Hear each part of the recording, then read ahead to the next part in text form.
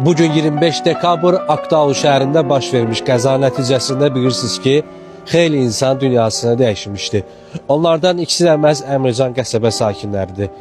Biri Rəşad Əhmədov qardaşımızdır, biri isə Faiq qardaşımızdır. Allah'tan bu qardaşlarımızın ailələrinə səbir arzu buyuruq və ruhları inşallah şad olsun.